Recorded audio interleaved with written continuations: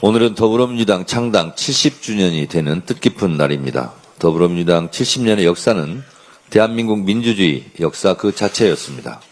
국민과 함께 독재 정권을 이겨내고 부정부패를 척결하고 내란을 극복했던 민주주의 승리의 역사였습니다. 행동하는 양심, 깨어있는 시민과 함께 어깨를 걸었던 동고동락의 역사였습니다. 희생과 헌신으로 더불어민주당 70년 역사를 만들어주신 국민과 당원 동지들께 깊이 감사드립니다. 더불어민주당은 창당 70주년을 맞이하여 당원이 주인되는 당원주권 정당으로 거듭나겠습니다. 국민과 함께, 당원과 함께 100년 정당 더불어민주당의 역사를 힘차게 써내려가겠습니다. 국민과 당원의 손을 잡고 민주주의가 꽃피는 정의로운 대한민국, 다 함께 잘 사는 풍요로운 복지국가, 평화와 번영의 한반도를 만들어 가겠습니다.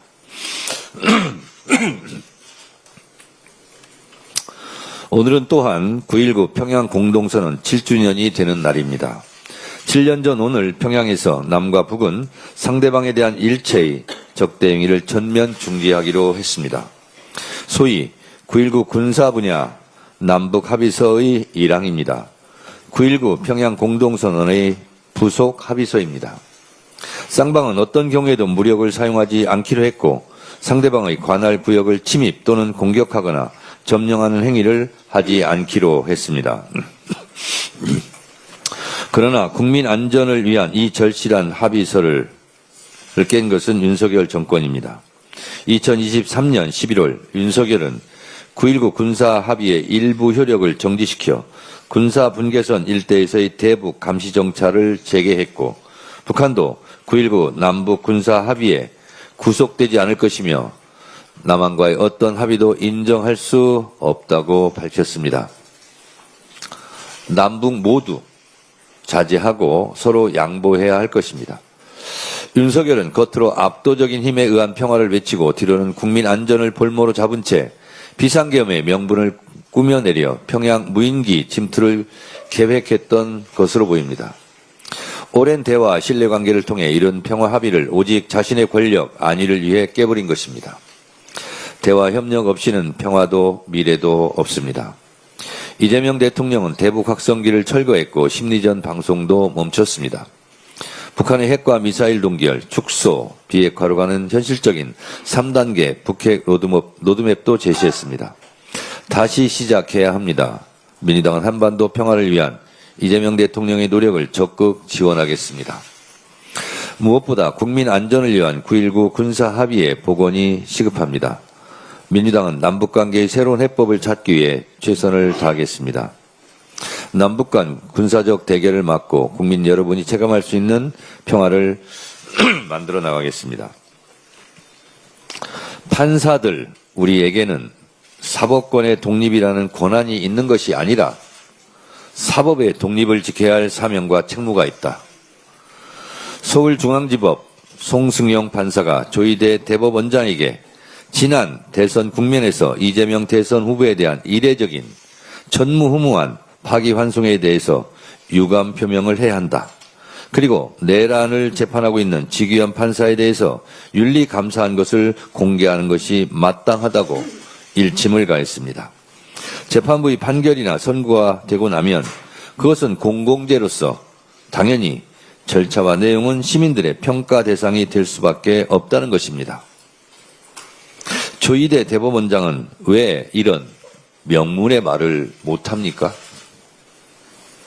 송승용 판사가 말하고 있듯 왜 그때 그렇게 이재명 후보의 선거법 파기환송을 번개꿀에 콩 거먹듯이 빨리 해야 했는지,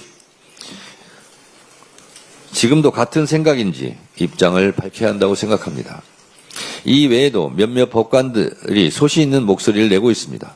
판사 내부 구성원들이 주장에 귀 기울이시기 바랍니다. 민주당의 법안 발의와는 별도로 내란 사건 재판을 맡고 있는 형사 합의 25부의 법관 증언과 일반 사건 재배당을 검토하겠다고 뒤늦게 말하고 있습니다. 조희대 대법원장에게 묻습니다. 왜 진작 내란정당 재판부를 만들지 않았습니까? 왜 진작 내란을 전담하는 재판부를 만들지 않았습니까?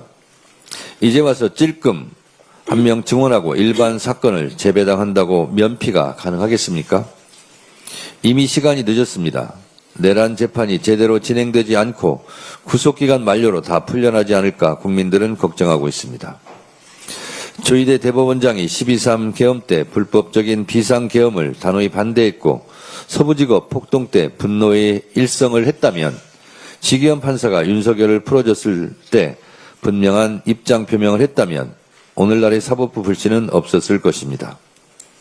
이재명 당시 대선 후보에 대한 평상적 절차만 지켰어도 대선 후보를 바꿔치기를 했다는 의심도 없었을 것입니다. 조희대 대법원장을 둘러싼 내부의 비판과 국민적 불신은 다 조희대 대법원장이 초래한 자업자득입니다.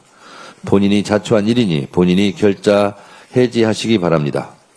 법원 노조도 결자 해지하라고 성명을 냈습니다. 깨끗하게 물러나시기 바랍니다. 현명하게 처신하시기 바랍니다. 아까 말씀드린 내란정당 재판부는 내란전담 재판부를 제가 잘못 읽은 것입니다. 네, 수정하시기 바랍니다. 단독 특검 통일교 교인 같은 이름 국민당원, 국힘당원 12만 명 명단 확보. 국힘당원 명부 관리 DB업체 약 4시간 32분간 압수수색. 뉴스원 단독기사 제목입니다. 이 기사가 정말 사실이라면 국민의힘은 헌법 제20조 제2항 국교는 인정되지 아니하며 종교와 정치는 분리된다는 헌법을 위반한 것입니다.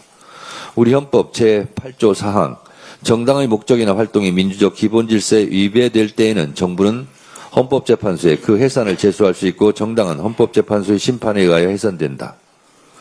국민의힘은 제가 이미 여러 차례 위헌정당 해산 청구 대상이라고 말해왔습니다. 윤석열 내란 우두머리 피고인이 유죄가 확정되고 추경호 전 원내대표의 비상계엄 해제 표결방해 의혹이 내란 주요 임무 종사자로 구속 기소 유죄가 확정된다면 그리고 그 밖에 국민의힘 구성원들이 내란 동조 혐의가 사실로 확정되면 국민의힘은 위헌정당 해산을 피할 길이 없어집니다. 여기에 대해 국민의힘이 통일교와 연루되었다는 것이 밝혀지면 통합진보당의 사례에 비추어 국민의힘은 10번, 100번 정당 해산을 피하지 못할 것입니다. 정당 해산 사유인 명백한 민주적 기본질서에 위배되는 행위이기 때문입니다. 국민의힘 대처가 궁금합니다. 그런데 말입니다. 송원석 의원은 언제까지 사과하지 않고 버티실 겁니까?